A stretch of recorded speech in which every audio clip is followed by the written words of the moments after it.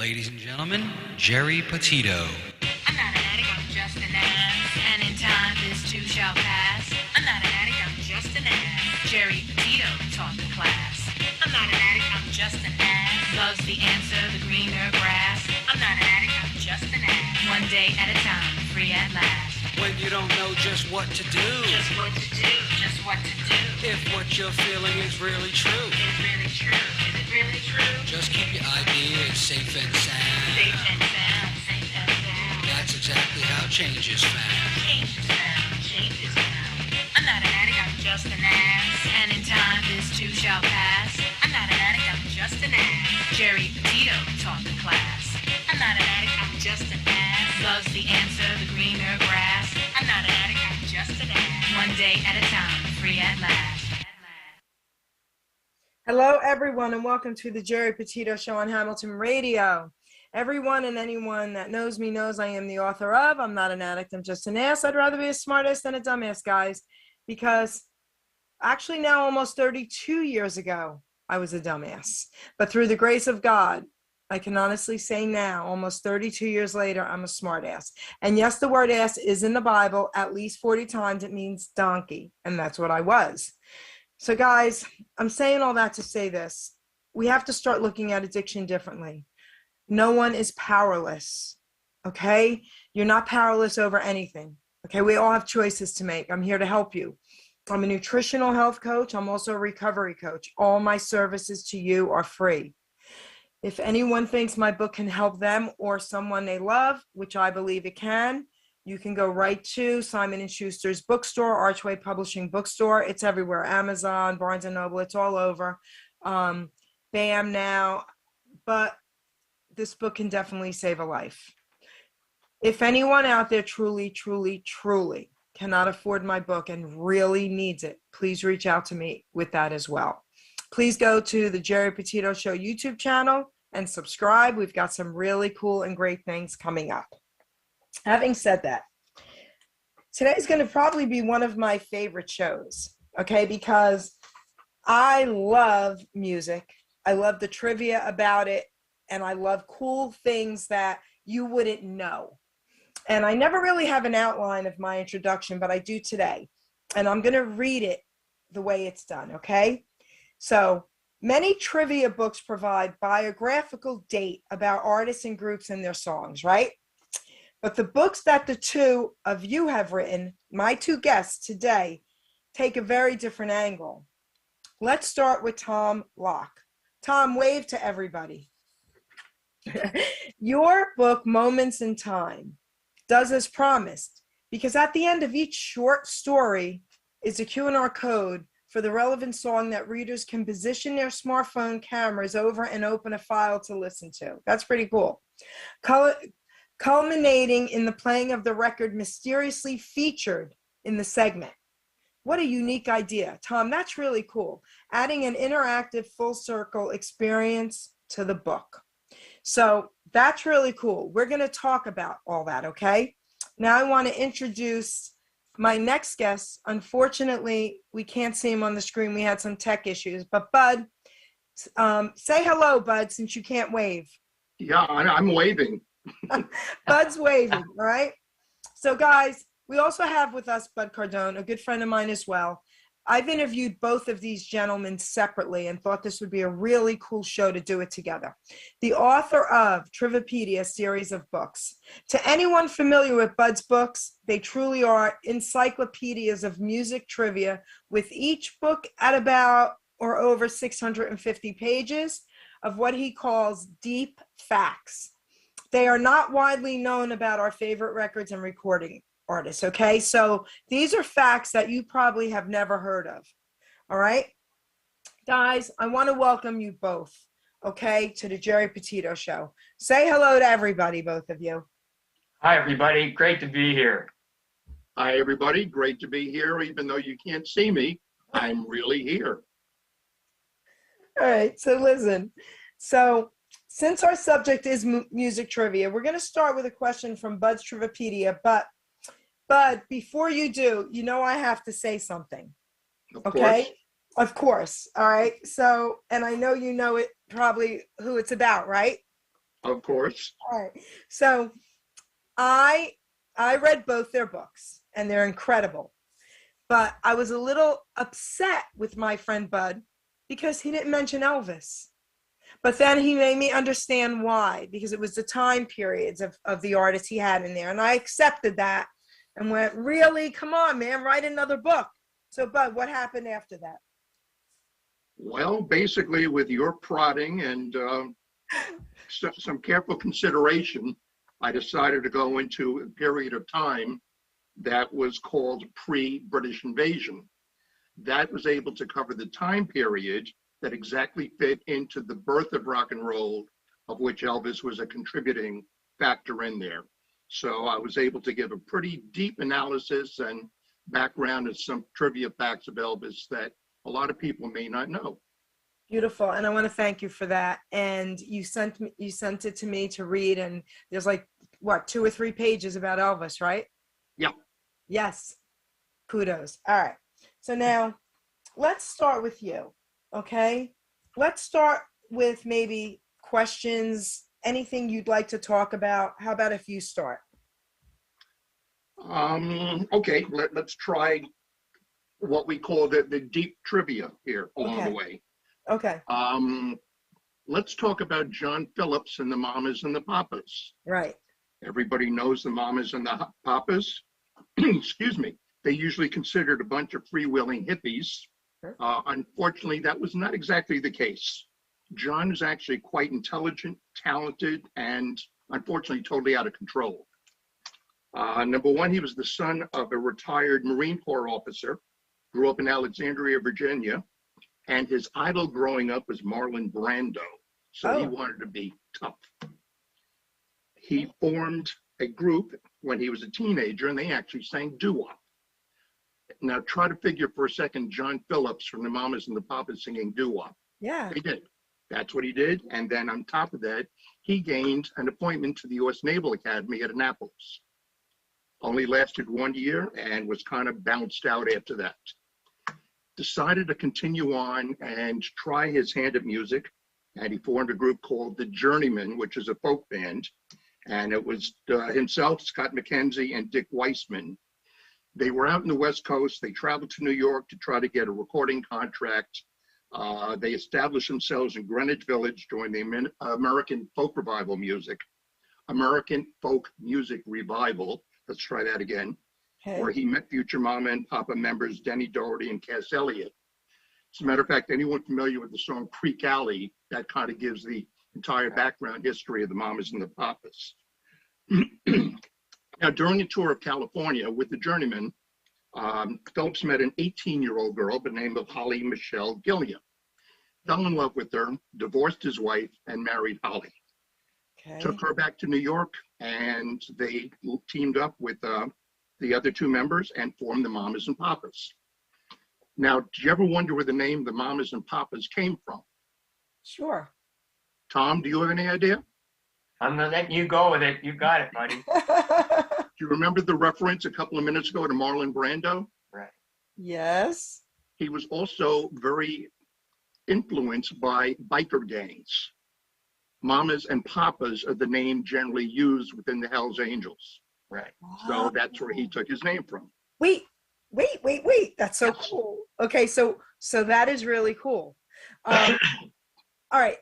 I'm excited about that. Continue, and then we'll talk. Well, actually, it's pretty cool. You know, Mamas and Papas are originally going to be called the Magic Circle. Whatever it came down to, they weren't doing so well. They finally got noticed by Lou Adler, who owned Dunhill Records. Adler decided to give him a chance. He hired him, but he didn't hire him as vocalists. He hired him as background singers. He had a singer at that point in time called Barry McGuire, who did Eve of Destruction. He was trying to push McGuire, and he took the John Phillips song, California Dreamin', and decided to have that song done by, okay, here we go again. Hang on for a second. Okay, I'm sorry about that. Anyway, what it comes down to, they were hired initially to be background singers for their own song. Listened to it, they did their own demo of it. Lou Adler heard it, and Lou Adler decided that He's going to go ahead and push the mamas and the papas. So they were off now. They were recording artists, and they were doing the Hollywood thing.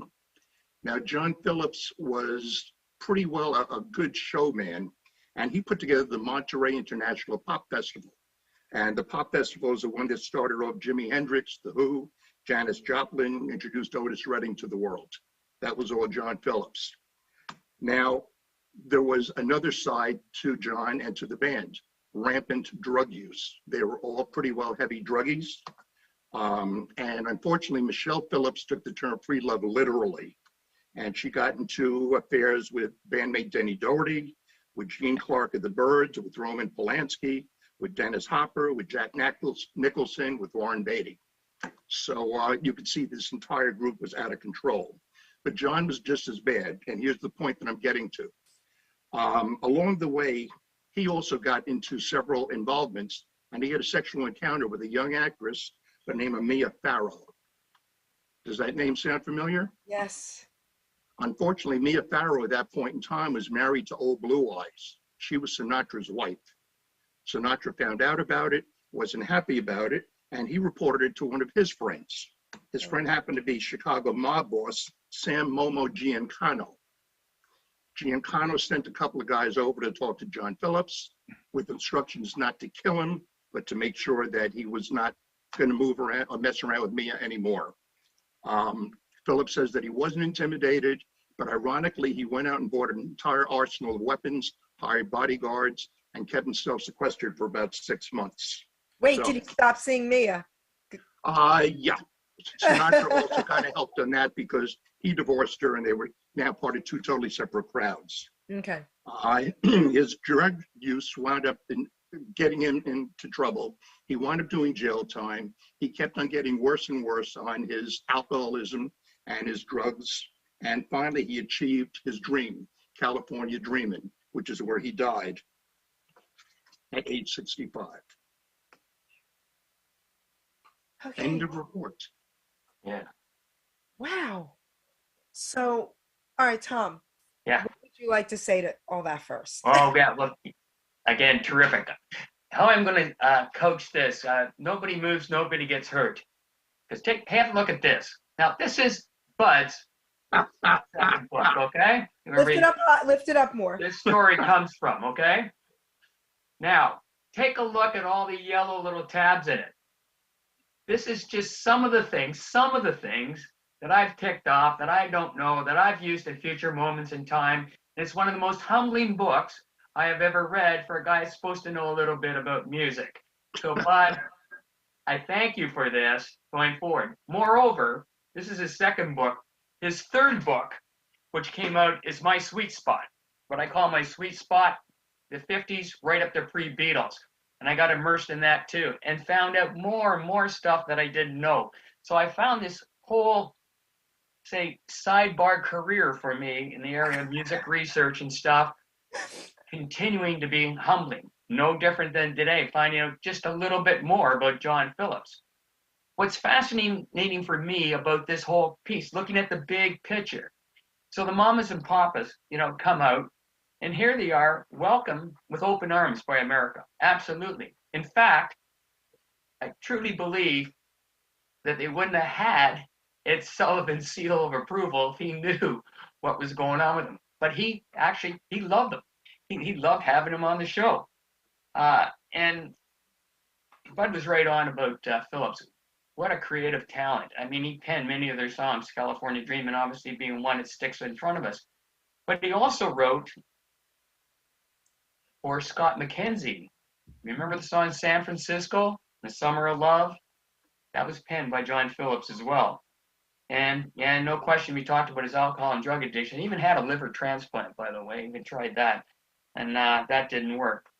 However, and for your friends out there and listeners and viewers, one record you may want to write down and listen to about John Phillips that he did himself solo is one called Mississippi, which is really critically acclaimed by a lot of people, especially his lyrics. There's a lot of meaning in that. The guy could write.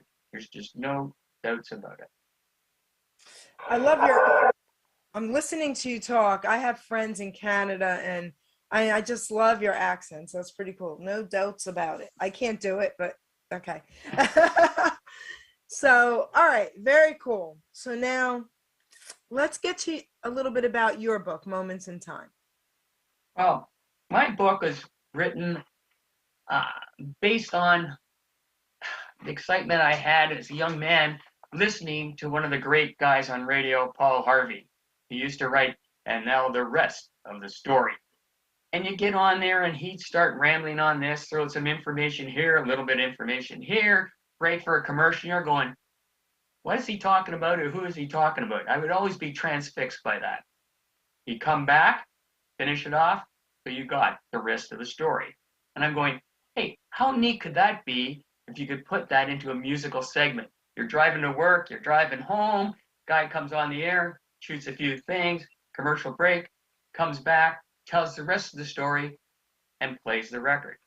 I thought it was brilliant. I actually developed this in the mid-'80s, believe it or not.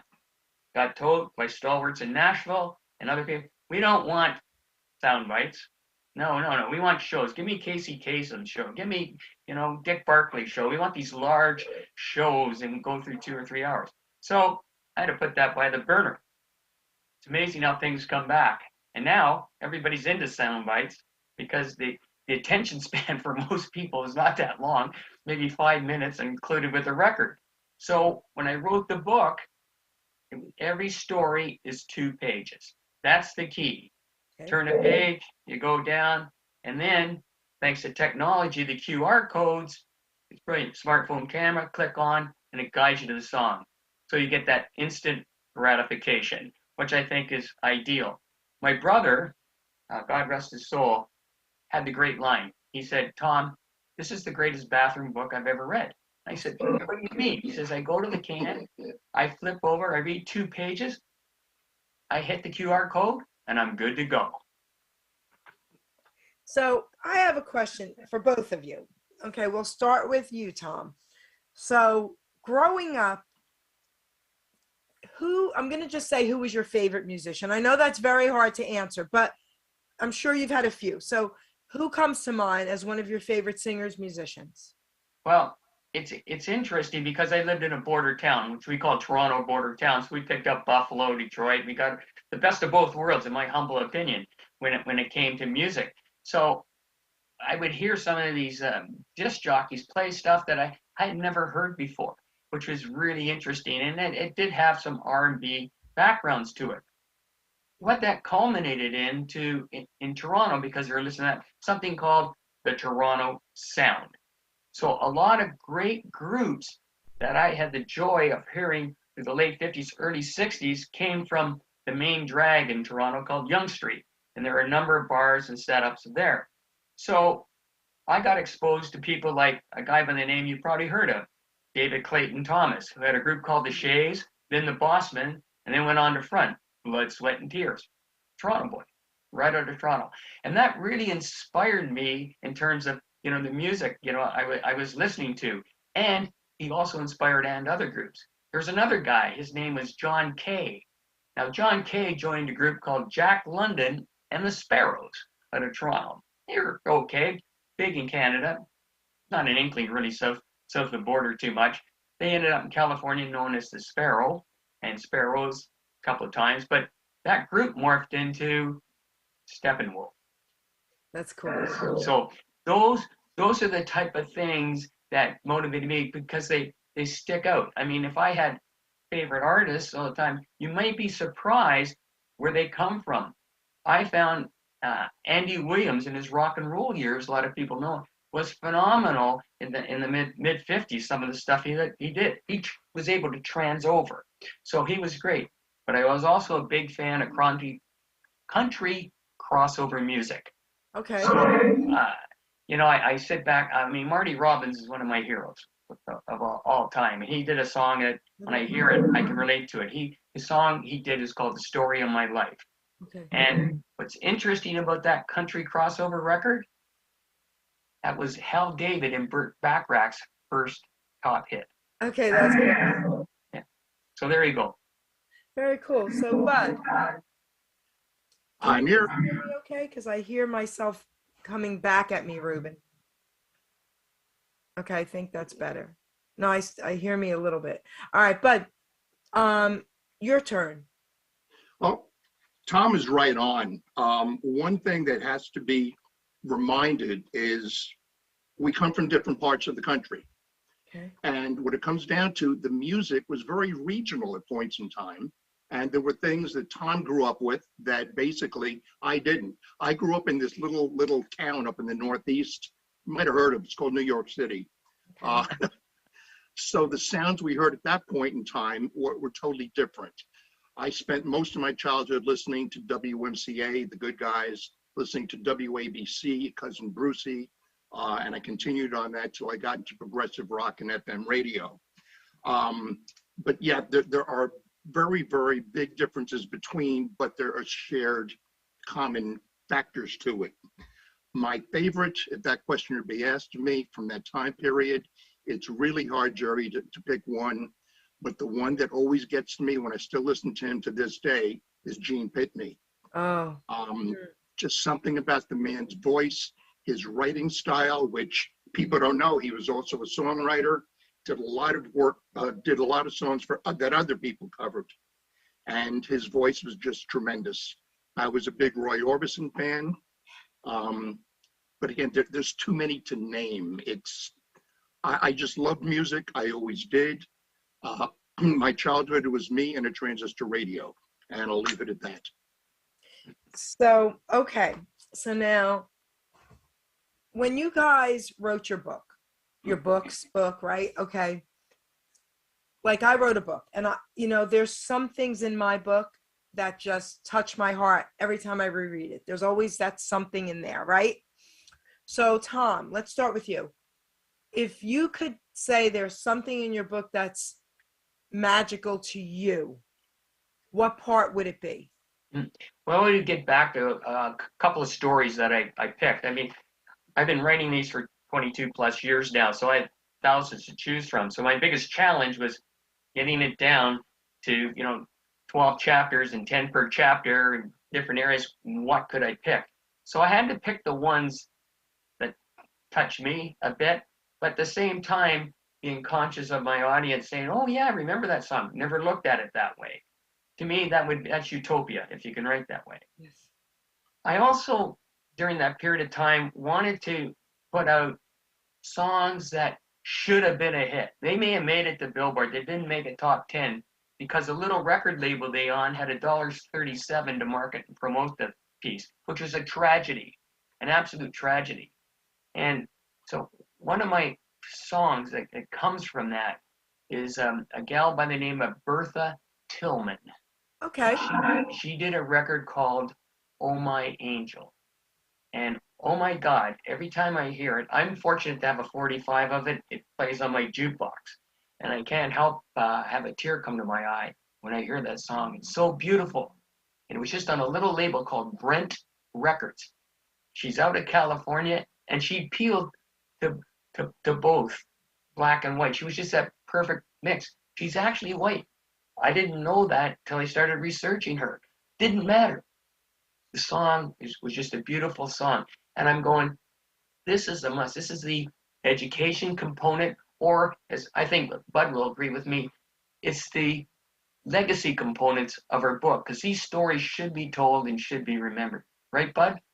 Absolutely. I agree with Absolutely. that. I agree with that. So, Bud, what about you?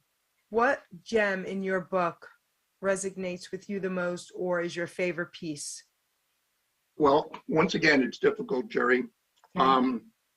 As I explained during our first interview, and I think it's also mentioned in one of my earlier books, I consider music to have a life of its own. Yeah. It has a past, it has a present, it has a future. It's a living entity. It changes, it grows, it breathes with us. So when you look at it, it's there. It's a friend of ours. And like everybody else, people have their favorite friends and their moments. For me, I think one of the gems in there was a lady by the name of Evie Sands that was on the Cameo label for quite some time. She recorded a song called Angel of the Morning. Unfortunately, Cameo Records was taken over at that point in time by Alan Klein, who was one of the great robber barons of the industry, shut down Cameo Records. The record was just starting to sell, but all of a sudden they couldn't produce anymore. There were no more in print.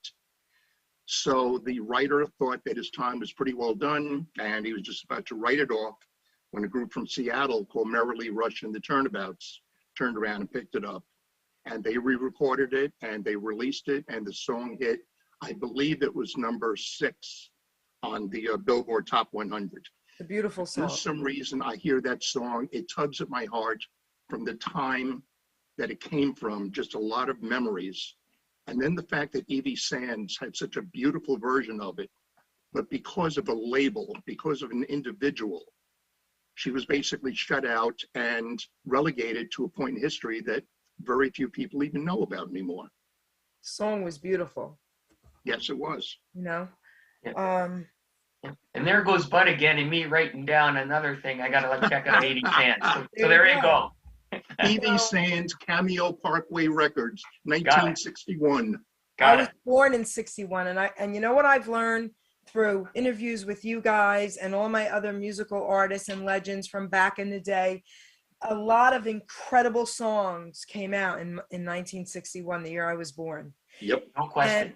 And I say this a lot on these kind of interviews. I feel that I was born too late because the music I grew up listening to was all oldies, doo-wop, and Elvis.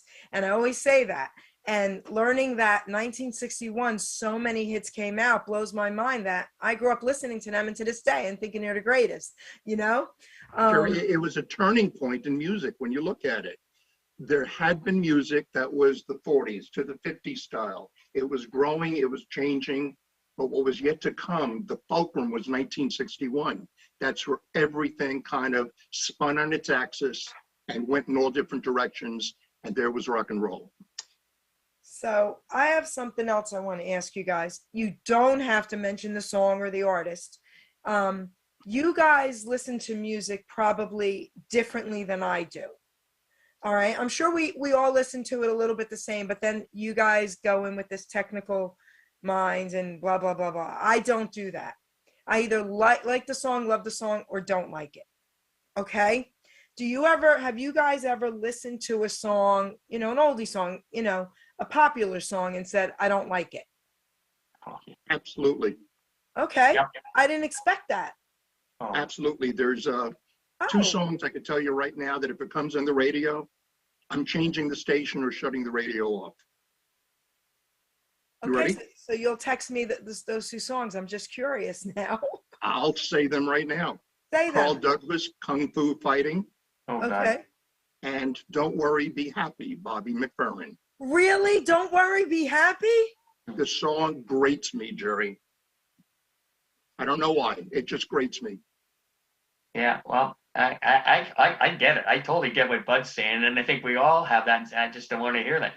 There's a Paul Simon song that drives me nuts. I just don't listen to it. Really? Yeah. Okay. So I can understand maybe the Kung Fu Fighting one. Yeah, whatever. But Don't Worry, Be Happy. Whenever that comes on, I turn it up because I want to giggle, move, and be happy. And that's the beauty. That's the beauty of music, right there, Jerry. Yeah. All right. So that's pretty cool. So, all right. So, Tom, what else would you like to talk about as far as music or your book that you want every one of us to hear? Well, I think there's a great story coming in, and I'm going to bow to Bud. And Bud, can you talk a little bit about, because we pulled it out of your book, about the Union Gap, and then I'll fill in afterwards. Does that make sense? Love to, yeah. Thanks, buddy. I think one of the most interesting pieces of history, the Union Gap. Gary Puckett was from what town? Everybody thinks he comes from Washington. He doesn't. Gary Puckett was actually born in Hibbings, Minnesota. Does that town sound familiar? Okay. Bob Dylan. Bob Oh. Dylan. From the Yeah, same absolutely. Good one. Good one. Actually, the band was founded by Gary in San Diego in 1968.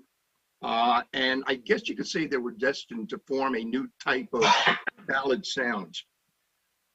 He attended college in San Diego. He dropped out in his first year and started playing with bands, and they were doing pretty well. It was Gary and the Remarkables, and they were going up and down the Pacific Northwest booking clubs and everything was good. They had a manager by the name of Dick Badger, and he's the one that came up with the idea about the Civil War uniforms as a visual gimmick. If you think about it, at that point in time, music was now becoming so much more visual from shows like Where the Action Is and Hullabaloo and all those, that gimmicks were kind of the right way to go, and he got him into it. They did a demo, and it was heard by a CBS producer at that point in time named Geri Fuller. And Fuller was impressed with Gary Puckett's voice and decided he's signing him, and he brought him on with Columbia Records. But there was a problem. Everything happened too quickly for the Union Gap, where most bands wind up having to spend years paying their dues and trying to get a recording contract, being broke, living on the road. Gary Puckett and Union Gap pretty well were all of a sudden skyrocketing within the first 6 months. They were superstars, and unfortunately, it's even to the point that Geri Fuller once made it's kind of an irreverent statement, but he said that Gary Puckett felt that if he were to run to Jesus, Jesus would prostrate himself on the ground in front of him. So kind of borderline irreverent, but at the same point in time, that kind of tells the story of Puckett's ego. They were doing well. They were cranking out 6 or 8 hit songs along the way, but Puckett thought that he was a better writer and a better producer and arranger than Geri Fuller. And he grew resentful. They started arguing, and Fuller was scheduled to have them in studio for a new recording session. He had a 40-piece band and orchestra there already in waiting. And guess what? Puckett didn't show up. He was a no-show. The band was there, but he was a no-show. At that point in time, Geri Fuller vowed to never work with them again. Gary Puckett signed with a different producer. I think it was Glass was his name. They did one more hit song, and after that, things started falling apart a little bit. They started doing smaller shows. They were doing county fairs. They were doing restaurants in the Pacific Northwest, and all of a sudden, everything fell apart. The band left. Puckett was pretty well down his luck. He decided to try acting, and he went into studio to learn how to dance, try to restart his career. What it came down to, Gary is a very talented man. Please don't get me wrong about that. Right. He had an ego problem, like I guess many of us did back at that age. But he blew his career, plain and simple. And he wound up spending his time then on the oldie circuit doing the songs that he resented. Yeah. So it's kind of a sad turnaround. Okay, Tom. Let's hear Well, I'd like to follow up. That was a great lead-in for me. Thank you, Bud. And yeah, Gary Puckett, what a great talent, just a little misplaced, to say the least. But the writer, he talked about a guy a lot of people don't know, Geri Fuller.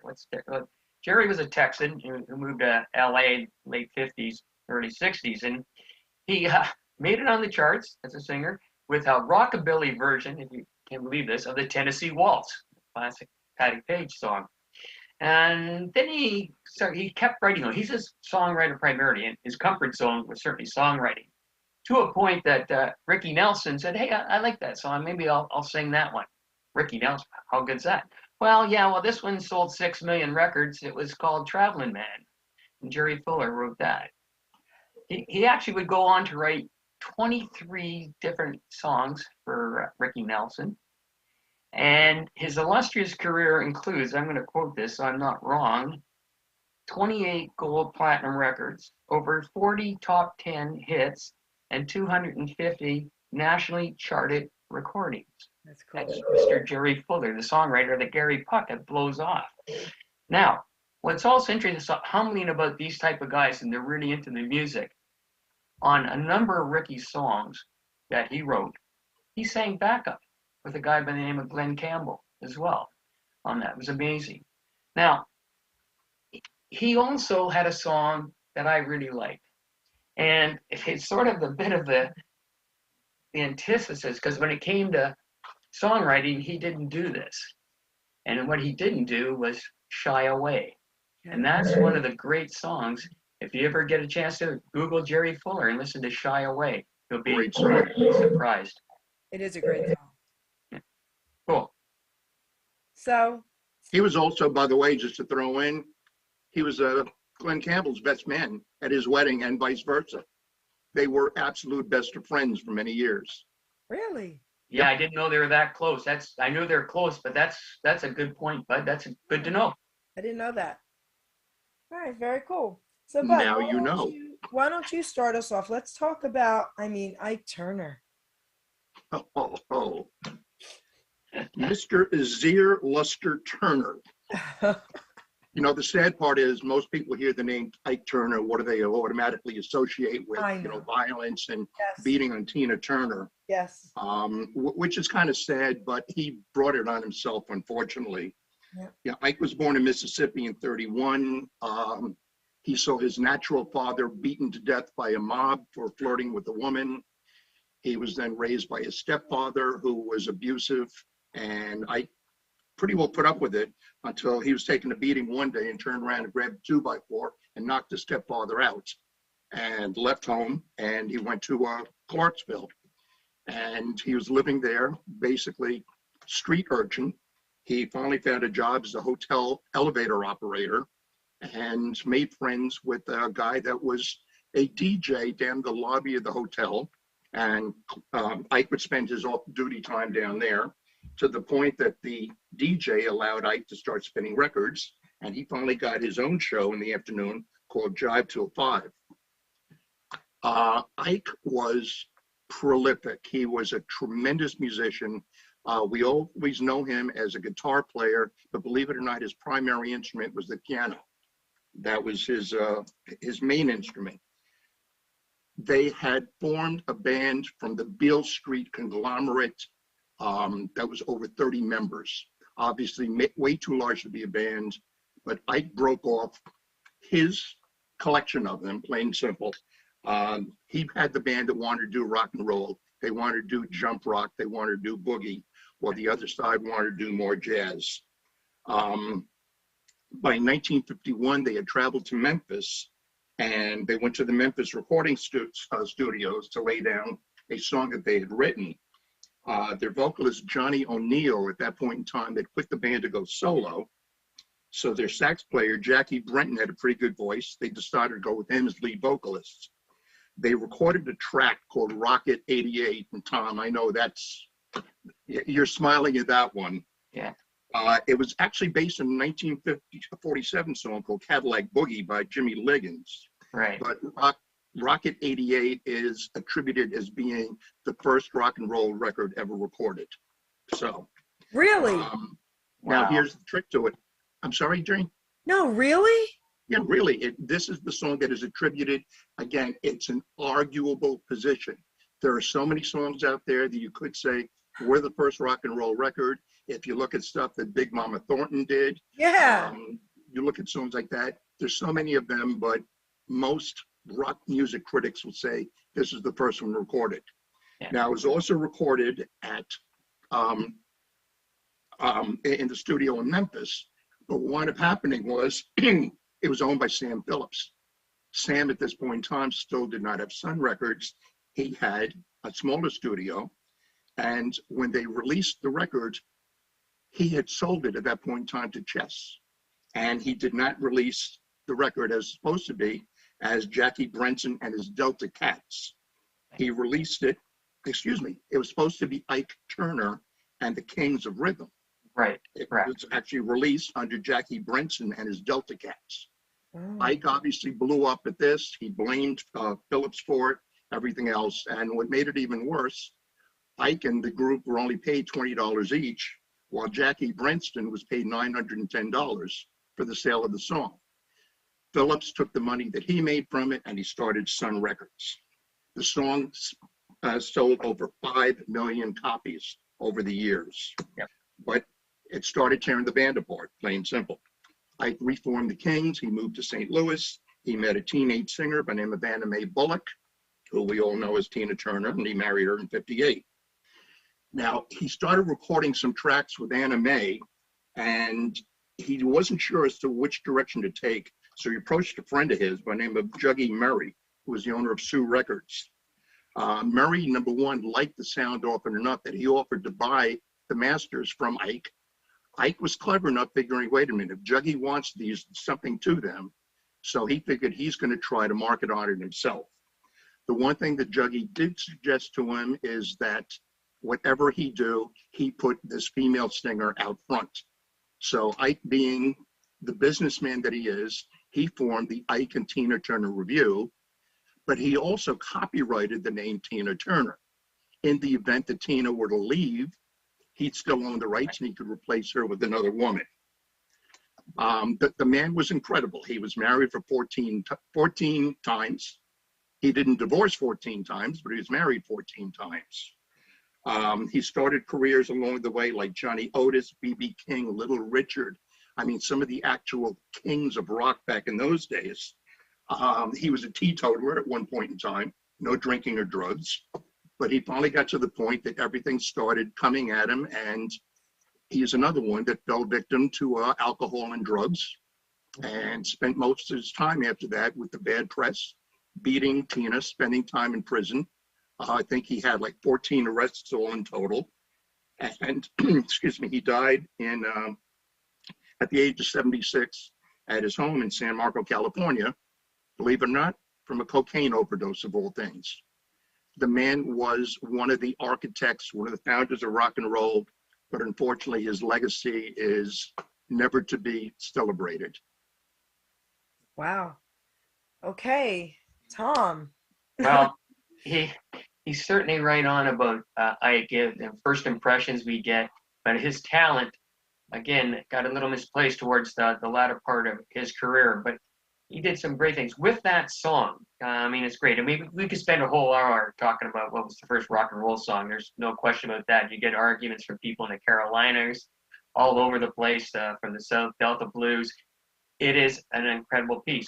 But there is one interesting thing about this record for me. Anyway, when Rocket 88 came out, it appealed to both black and white young audiences. There was no, it was an integrator type of record. It also, when you hear songs thereafter, was a real prototype, if you will, for future rock and roll songs, especially the ones that started evolving during the mid-50s. Now, as to the first rock and roll song, that's an interesting question, because we could, go back, Big Mama Thornton, we talked to that, or, even Arthur Big Boy Crudup, if That's All Right Mama is in there. And then I throw out the argument with that it came from country, that the hillbilly is Shakespeare, that who was known as, a guy by the name of Hank Williams, I think we've all heard of him, did a record called Moving On Over. You listen to that record, don't go listen to Rock Around the Clock by Bill Haley. Right. And you'll see some unbelievable connections between the two. I never thought of that until you just said it. Yeah. And it was just like, wow. Yeah. So it really is. And and the other thing that comes out of this to me, and really brought out well by Bud, the opportunistic nature of Sam Phillips. That man did not sit on his hands. He moved it well. When he made the deal with the Colonel, with Presley, and that moving forward, he was able to cultivate even more artists for his Sun label. So it's interesting. And I think one of the reasons that Rocket 88 gets pushed a lot is because of they often quote Sam Phillips saying that was so. Fair enough. But again, we could have an hour on that one. There's no question. All right. You brought up Elvis and Sam Phillips. Yeah. Let's talk a few minutes. You and I both saw the Elvis movie. Bud hasn't yet, but that's okay. He can chime in as well. Mm-hmm. I'm going to have you tell me your thoughts first. Okay. And since that entertainment industry is my background, a lot of people don't know that, your listeners and viewers. And I thought as definitely a Hollywood movie, little over the top in spots, I thought, but Elvis at that time and what was going on, it was a little over the top there for people, accepting what was out there in the marketplace. So that aside, the gentleman that played Elvis, I thought was terrific. He endured me. I bought into it. When he did the piece, If I Can Dream, which is another one of my favorite songs. I had a tear in my eye how Yes. well they did that production part of the movie. I then got a hold of an 85-year-old DJ who's still alive today, happens to live in Vancouver, who came out at the same time as Alan Freed. This guy at 17 years old in 1954 had his own radio show in Vancouver. Everybody thinks Toronto in 1957 with Chum Radio was the beginning of rock and roll in Canada. This gentleman, 54, his name is Red Robinson. You can still see him today, redrobinson.com. Have a look at him. I'm going to have lunch with him hopefully on Monday. Red, I said, did you see the movie? And he said, yes, I did. He made the similar comments that I had as to Elvis. Little concerned about some of the timelines. Theatrical license seemed to jump in there and that. And for Elvis people, I get it. You know, I truly get it. I could see getting upset. I was thrilled that guys like Arthur Big Boy Crudup and the black artists of the time that Elvis was really intrigued by and motivated by were recognized. I thought that was cool. My biggest challenge was with, strangely enough, with Colonel Tom Parker. I've never met him or experienced him, but Red, I asked Red, he said he had met, because he knew Elvis, he did a lot of shows with Elvis, one of the last living DJs who did actual live shows with Elvis here in Vancouver. He met the Colonel 3 times, and he said, Hanks nailed it. He said, the way he played the Colonel, he said, that's what I recall. My challenge from a entertainment movie side of things with Tom Hanks, who I love, I had a hard time accepting Tom Hanks playing a rotter. So it's my first thing, and that's maybe a fan of Tom Hanks. The other thing was I got so intrigued with his makeup, which took 6 hours a day, you may or may not know, to look like the Colonel.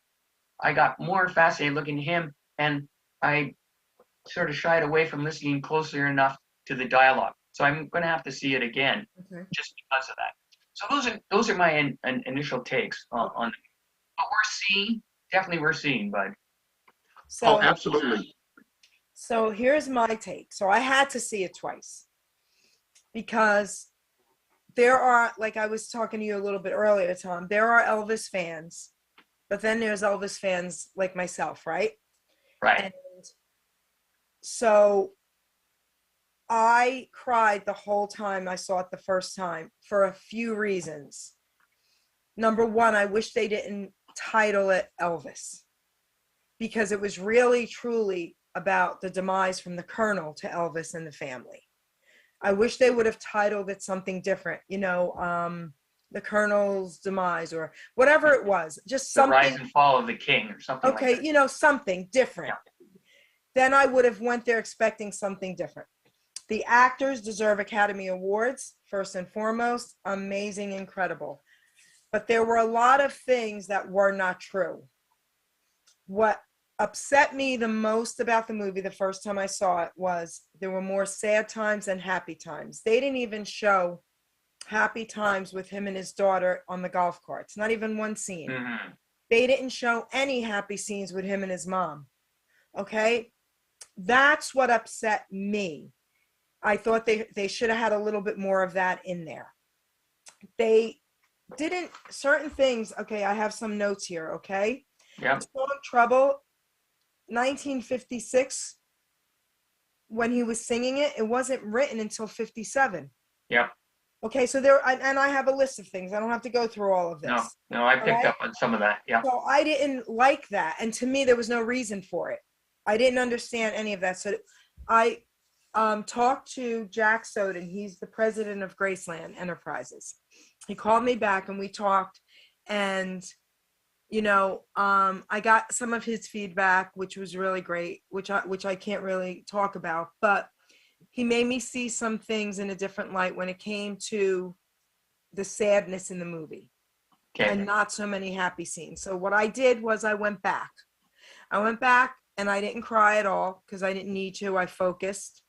And for someone who is just a great Elvis fan, they're going to love the movie. and everyone should see the movie. What I said to Jack was maybe they should do a 6-8 week documentary on Elvis's life, the real stories. And I know a lot of people are gone now, so they don't have to really watch their, P's and Q's too much. Okay. But there were some mistruths there. I do want to share one thing with you guys because of the money with the Colonel. Okay. It was not, where are my notes here? It was only 2 million he was suing Elvis for, not 8. So they really fabricated so much. From my perspective, it pissed me off. Okay. The other thing is when I asked him about maybe them doing a documentary, this is what Jack did say. He said, Jer, I don't know what's in the works, but I know something is. So there might be a part 2, there might be, and I hope there is. I hope they clear some of this stuff up. And also the Colonel did not have an accent. No. So, No. But was it worth seeing? Absolutely. I went twice. Everyone should see it. And I just wish the title was not Elvis. Yeah. No, I think your comments are well taken. And I also believe that what happens with this type of movie, well, they'll get a reading in terms of popularity, how it went, and then they sit down, okay, is there a spin-off in this? Hey, does this make sense to have an 8-part series on this moving forward because of the strength of the movie, and moreover, because of the interest in the movie? So everything's built on interest. It's show business, the emphasis on business. If there's money to be had in that thing, then, hey, maybe it does make a sense to, hey, let's stretch this out. Let's tell it the way it should be and hit everything and research it accordingly. I agree. They skimmed right over. There was nothing from 73 to 77. Next thing you know, Elvis is dead. Yeah. Jerry, if I can kind of jump in here a little bit, being the person that didn't see it. Yes. I want you to think of something. Elvis has become, unfortunately, over the past 20 years, kind of a caricature. People really don't know what the man was. They just remember this guy going from skinny to fat in a gold lame suit in Las Vegas. Yes. There is so little that's really known in the public about Elvis that, yeah, they were able to come up with a movie and fabricate a lot of facts in there. You're right. Also consider the fact that we've been going through the past several years with the movie about Freddie Mercury. You've seen things done about John Lennon. It was kind of right time to go ahead and do something about the biggest target of them all, that being Elvis. Right. Can his story really be told, Jerry? I don't know. There's so many complexities behind the man, but yet he was such a simple man. Again, I didn't read the book. I have been to Graceland. I have been on the Lisa Marie. So yeah, I have followed in Elvis's path. Yes. He was basically a simple Southern boy who wanted to sing, was told that he can't sing and was thrown out of 2 bands. He did his best to keep on doing it, and Colonel Parker was the one that made it happen. If it wasn't for the Colonel, Elvis wouldn't have become the international phenomenon that he did become. Yes. Yes, there are historical inaccuracies. I'm sure there's going to be, but that's called artistic license. But one thing they shouldn't have done, which made Elvis look in a bad light, that scene, and you didn't see it yet, bud. Let me know once you do what you think. They have a scene where he actually fires the Colonel from the stage, cursing, screaming. That did not happen. No. That only made Elvis look bad, and that didn't happen. If anything, Elvis would cower down to the Colonel, plain and simple. No, I cannot see that thing happening, and why they try to bring it that way. Right. I can't understand why, but. Crazy. And you mentioned the fact the Colonel didn't have an accent. No. Yes, he was Dutch. Yeah. And also one more thing I want to tell you about one of the scenes. So the 68 comeback special, because that's everyone's favorite. Okay. All right. So there was only a little bit of talk about them doing a Christmas show. That's all. When Bud, you see this, you'll get where we're going with this. There was none of that. They knew before he went on, when he did this, that it wasn't going to be a Christmas show. That was craziness what they portrayed. So none of that even took place. But you'll know when you see it, you'll be like, holy crap. Just remember, none of that happened. Interesting. No, Jerry's right. Two comments I want to make, if I may, before I leave this. One, if more artists in the mid 50s had marketing guys like the Colonel, a lot of them could have been much better off, down the line. So I got to give him his kudos there. However, things like addiction and greed bring out the worst of us and help with self-destruction. And the Colonel falls into that category because he definitely did have the gambling problem. But he was brilliant at picking up opportunities. So, time to turn the tables around. Geri, I have a little homework for you. I'm going to mention a name, and I want to see if you know who she is. Oh, okay. Okay. Her name is Janice Martin. Janis Martin. Martin. Janice Martin. No. Yeah. Okay. Janice Martin was a phenomenal rockabilly artist in the mid 50s. At 15 years old, she actually made it onto the Billboard charts with a song called Will You, William. But what's fascinating about her was she was known as the female Elvis Presley. Oh, that's her name. Okay. Janice Martin, because of her moves on the stage. Now, I've read it a couple of times in a couple of places. It's really interesting. The Colonel is always an opportunist. Beat none.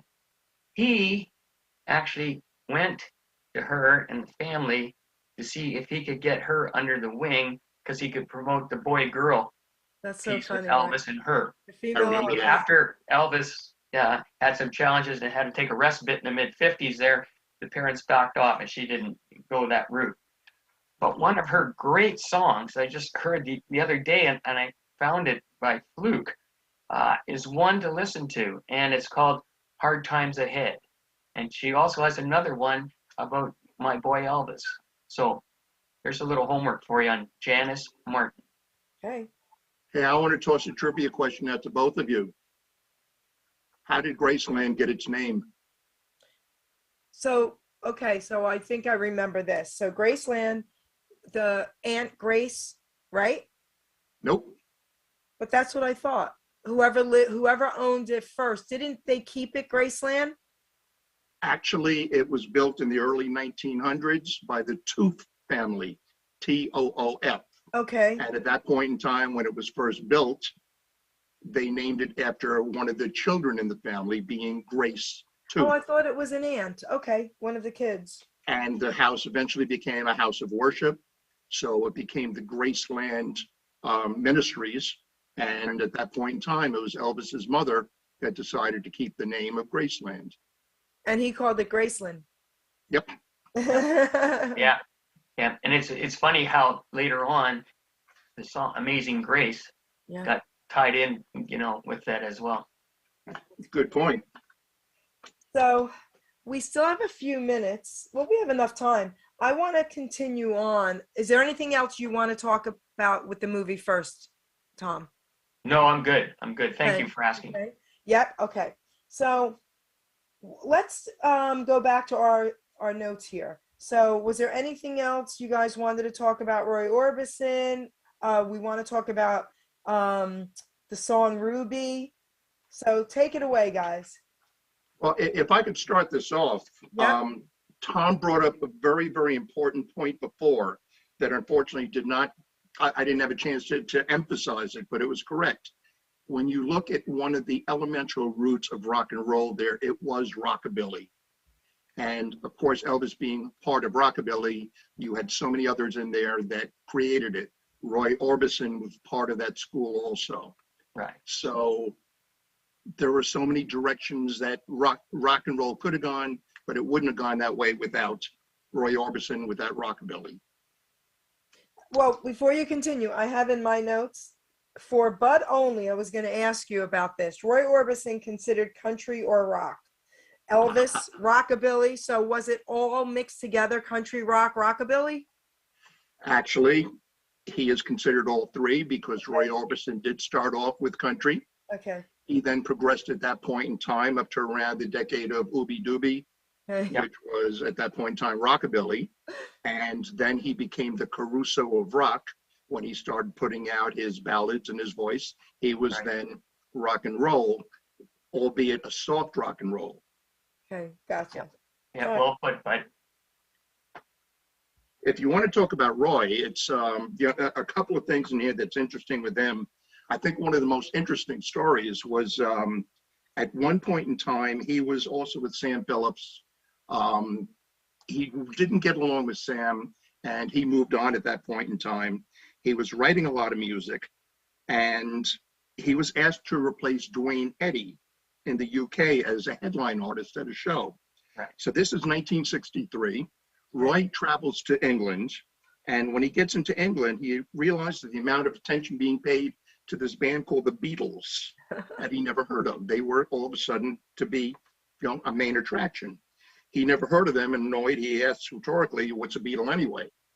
So an opening night, Roy, who was still the headliner, chose to go on before the Beatles. The Beatles were supposed to have been the opening act. They were known for their boisterous shows, so Roy didn't really want to have to follow a boisterous act. And he went on and he sang his entire repertoire. He did 14 encores, and he was trying to leave the stage. The audience is just shouting, "We want Roy, we want Roy." And he kept on coming back for more encores until finally, at one point in time, John Lennon and Ringo Starr had to physically hold him back from going back on stage. So his popularity in England was phenomenal. It was even more so than it was in the United States. Roy also, people don't know it, he was responsible for a couple of other careers, one of them being a guy named Bobby Goldsboro with Okay. the song Honey back in the 60s. Yes, honey. Okay. What wound up happening was Roy fired his band for being drunk. He found a local band along the way called the Webbs. He hired them on the spot, called the Candymen. Goldsboro left at that point for his own career, and the Candymen kept on continuing to back Roy. They later on went on to become the Atlanta Rhythm Section, a very well-known band during the 70s. Sad side to Roy also is some people consider him to be cursed. The guy had a streak of bad luck that was just incredible. His brother Grady was killed in an auto accident when he was on his way to visit him. Roy caught his wife Claudette having an affair with their contractor. They reconciled and everything was going well, but then she was killed in a freak accident on a motorcycle. Somebody had opened up a door in front of her path as she was coming. She hit the door and got thrown off the bike. Then to add on to it, his two eldest sons were killed in a house fire. No. Yeah, well, he was in England at the time, and his sons were killed in a house fire. 70s, 80s were not really kind to Roy. He was kind of losing vogue by then. But all of a sudden, the Traveling Wilburys, which was the combination of Roy Orbison and Tom Petty and George Harrison and Jeff Lynne, they were starting to come about. Roy was getting a resurgence, and just things were really about to take off. Unfortunately, he died of a heart attack at age 52 at his mother's home in Tennessee. So great performer. The man is iconic. His music is still iconic. Taken from us way too soon. Yeah. Orbison was, and I quote, this is a quote I wrote down, "one of the nicest men you would ever want to meet." And this quote comes again from that DJ Red Robinson here in Vancouver, who became very close personal friends with Roy over the years. I had the pleasure of seeing Roy live in 1973 at a concert in Toronto. This is when the rock and roll revival was starting to happen.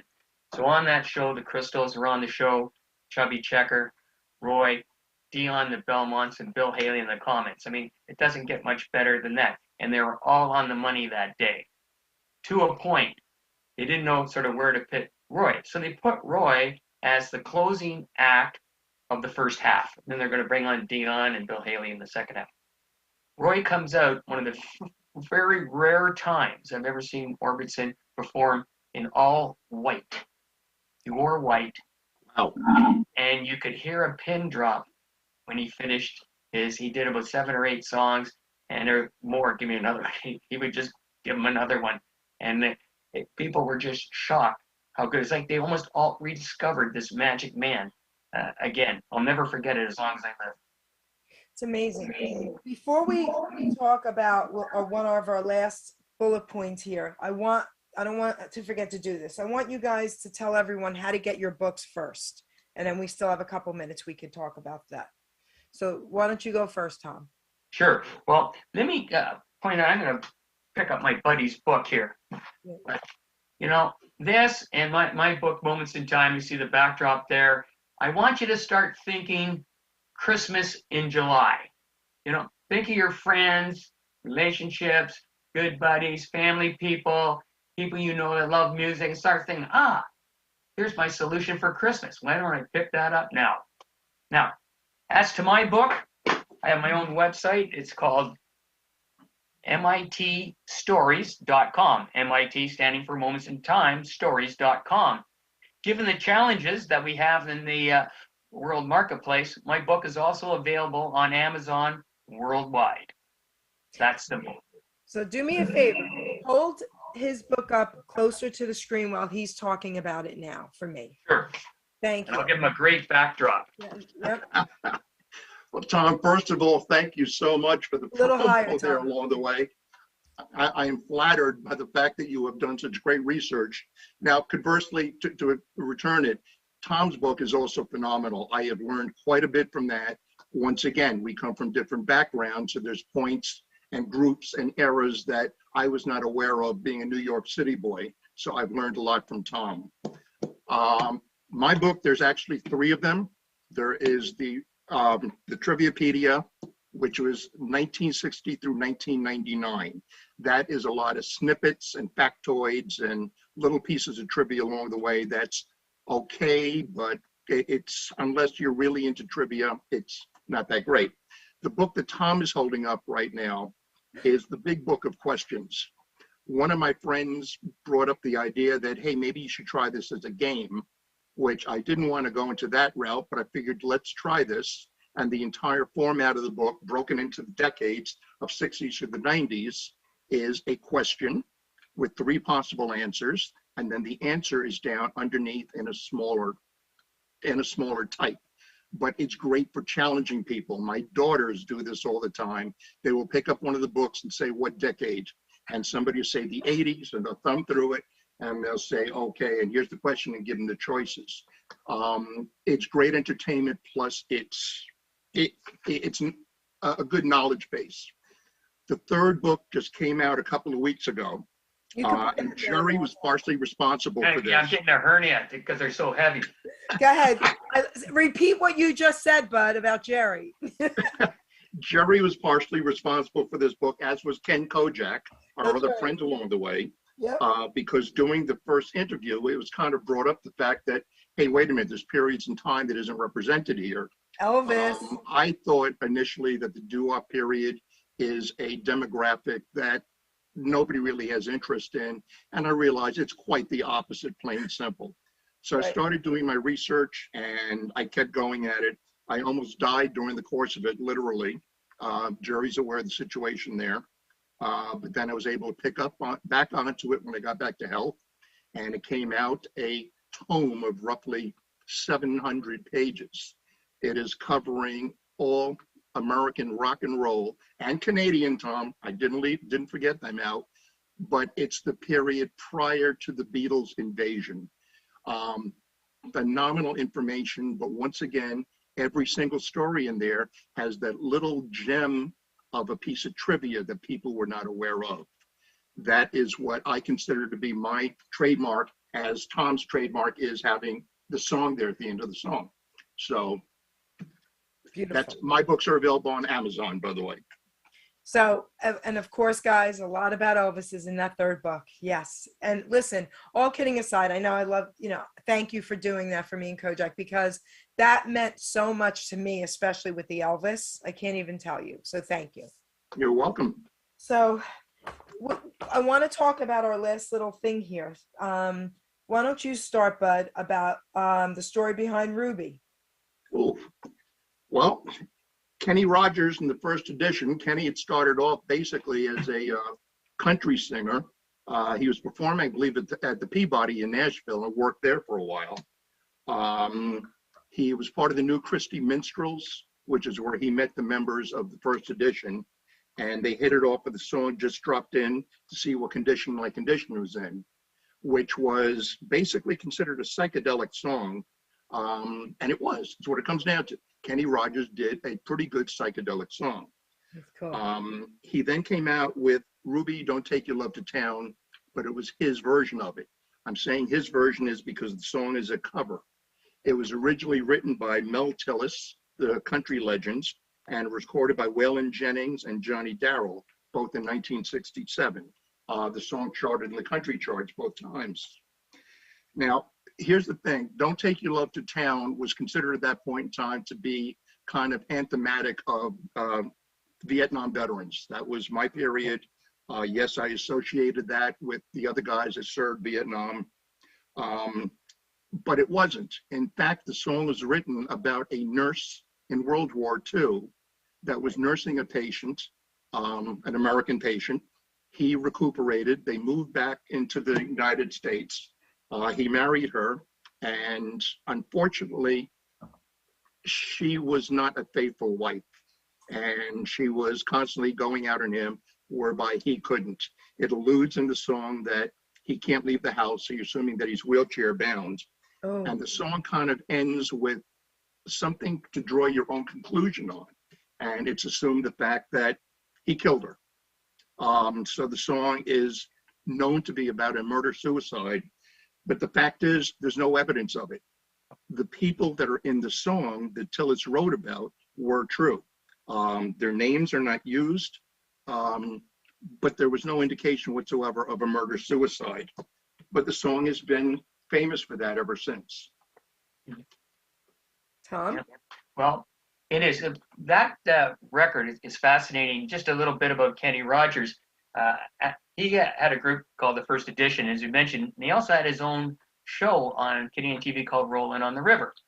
It got canceled, and in the mid-'70s, I'm down at a bar, and I'm upstairs with Ronnie Hawkins, the famous Ronnie Hawkins, and Kenny's talking to him. He goes, well, I don't know what I'm going to do. I think I'm going to go back to my roots in Nashville. So he does. And then, lo and behold, what do you think comes out next Comes week? out. I love that. Comes out. Yep. What do you think song he hits? His biggest, his big chart, and brought him back. Okay. Bud, go ahead. You can tell him that one if you want. You know what? I can't. What? I don't know that one. You took a long time to leave me, Lucille. Oh, Lucille. Oh. Right. Everyone that- knows that. Yeah, that's his comeback piece. And hey, sorry for putting you on the spot. It's not an easy one to remember, and yet everybody remembers it. And it's However, a great drinking song. There you go. Now, Ruby song's an interesting one because it gets categorized in an area called, we often loosely refer to as warning records. Okay, let me give you a couple other ones. Keep Your Hands Off My Baby, Little Eva. That's a warning record. Hey, don't mess with my God. All right. Or Don't Say Nothing Bad About My Baby by the Cookies. Was Okay. another warning record. Well, the warning record that, after I read about Ruby, that shouted at me, came to mind, was when it came out 3 years prior to this, prior to 69. So it's 1966, okay? And there was a group called Bob Cuban and the Inmen.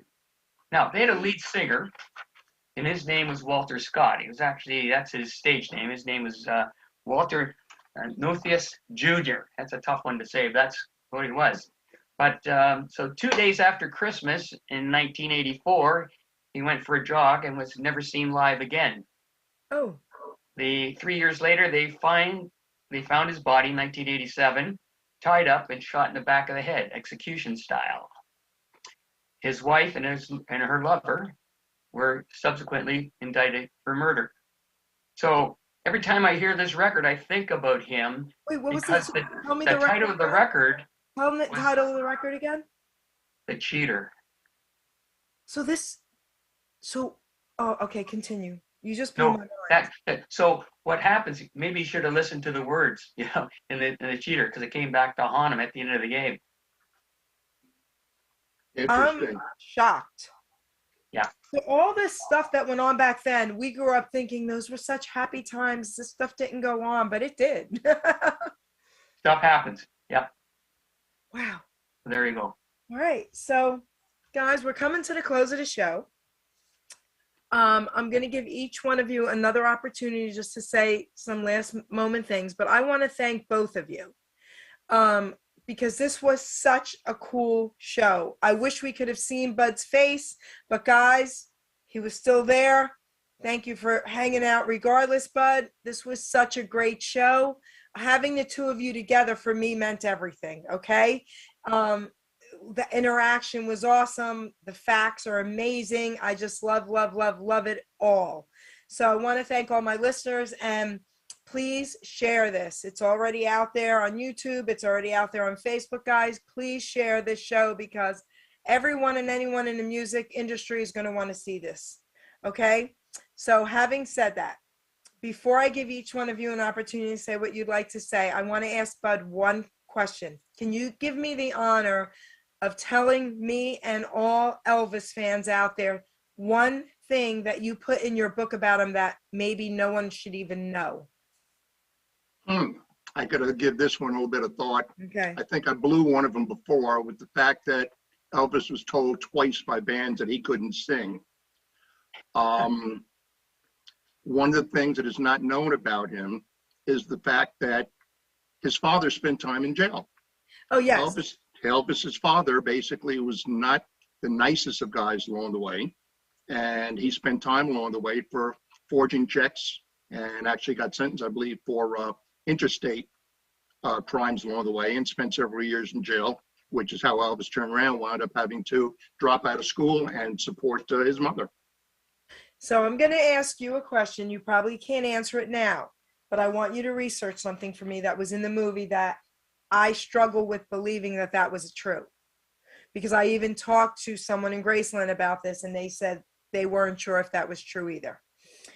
When Elvis, according to what we've all been taught and told about Elvis, when Elvis was drafted into the Army, we were under the impression that the colonel tried to get him out from it because he was a star, and he said, absolutely not. I want to serve like the rest of the men, and I want to do my duty.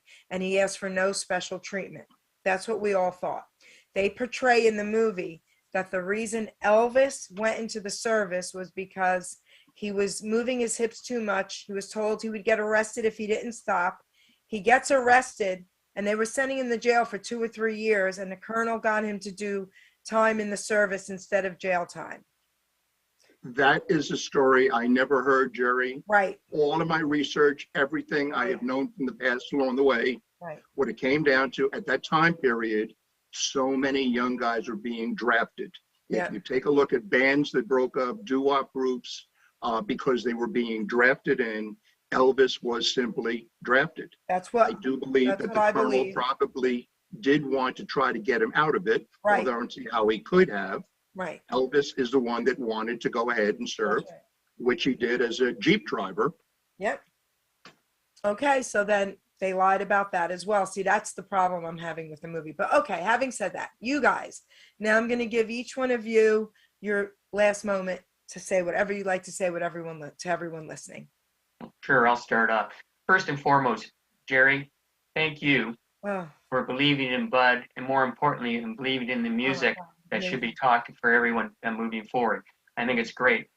And also to let you know if there's anything that we can do for you or future shows and that, be more than honored to sit in again. thank you.